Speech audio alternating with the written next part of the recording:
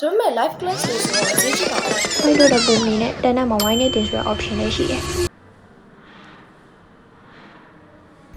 အနေကြီးဒီဘယ်တော့ဖြစ်မှာလဲတင်တန်းကာလာပင်ပြီးနေပြီအချိန်ဆွဲနေခု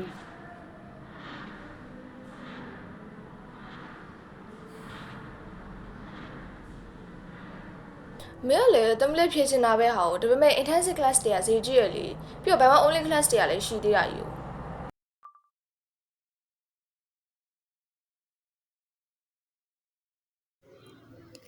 လိုင်းမော်ကတင်တန်းနေရလေဈေးကြီးလိုက်တာအမေကလည်းပဲစောင်းဝဲမဖြေလို့ပြောနေပြီ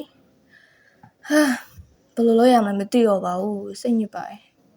A few hours later. Hello တငယ်ချင်း Hello နေအားလာရင်စိတ်ညစ်လို့ညချီဖုန်းဆက်လိုက်တာဟာ ဟေးပြောလီဘာဖြစ်လို့လဲ ငါ GD intensive class ကောင်းကောင်းလေးရှာနေတာဟာဒါပေမဲ့ပြဿနာက Bible only class တွေကဈေးကအရင်များနေပြီးတော့ငါလည်းငါမြရဲ့အပိုင်းလောက်ပဲပြန်ပြီးနှွေးချင်တာဆိုတော့ဟာဟိုလိုမျိုး batch အလိုက်ကြီးတွေလည်းငါမ join ချင်ဘူး အော်ဒါလေးများတန်းတန်းရှိရနေ ဘာလေးတန်တန်อ่ะ အော်ကိုတည်ရင်တဲ့ course တွေပဲရွေးတင်လို့ရတဲ့အပြင်ကိုတည်ရင်တဲ့ချိန်ကညှိလို့ရတဲ့တန်းတန်းပေါ့ငါဟိုတလောမှ IELTS အမှတက်နေတာသူက video တွေကိုပဲကြည့်ပြီးတင်ရမှာမဟုတ်ဘူးเนาะဆရာနဲ့ကိုယ်တိုင်တိုက်ရိုက်တင်ရတဲ့ live class တွေပြီးတော့နေ့လိုကြီးတက်ပြီးစောင်းဝဲဖြေဖို့ကြောင်ပြောင်းနေတဲ့သူတွေတော့ရွှေပေါ့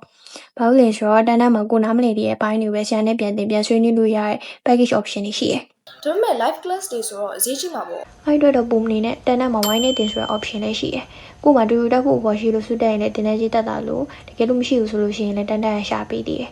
တခြားကျောင်းသားတွေနဲ့စုပြီး wine ပွဲတက်လို့ရတင်တန်းကြီးက2ဆ3ဆပိုတက်တာတော့ဟာ ဟဲဟုတ်လားဒါဆိုတော့ငါတို့အလောပဲပေါ့ဟာဒါနဲ့ website ကအောင်ငါဘယ်လိုရှာရမှာလဲ တန်းတန်း mm.com လို့ရိုက်ရှာပြီးခုပဲ register လုပ်ထားလိုက်တကယ်လို့နေရာခုချက်ချင်းတန်းတက်ဖြစ်သေးပြီဆိုလို့ရှိရင်တော့မှတန်းတန်း community group ထဲရင် join ထားလို့ရတယ်အဲ့မှာ man ချက်တူရဲ့သူတွေရှာရင်လည်းကြိုပြီးချိတ်ဆက်ထားလို့ရတာပေါ့နောက်ပိုင်းနေကြောင်းရှောက်ဖို့အတွက် IELTS ဆို SCDU လိုလာလို့ရှိရင်လည်းတန်းတန်းမှာရှိရယ် platform ပေါ်မှာ lecturer ရဲ့ booking page ကိုကြည့်ပြီးကိုအားရဲ့အချိန်ကို click နှိပ်လိုက်အောင်ပဲကိုရေးလိုက်တဲ့အချိန်မှာဆရာနဲ့တိုက်ရိုက် live တင်နိုင်မှာဆိုတော့ငါလို load ဖတ်နေသူတွေလည်းအဆင်ပြေရပါပေါ့ အဲ့ဆိုဟုတ်ပြီအဲ့ဆိုဒီမှာအခု register လုပ်လိုက်တော့မယ်လေ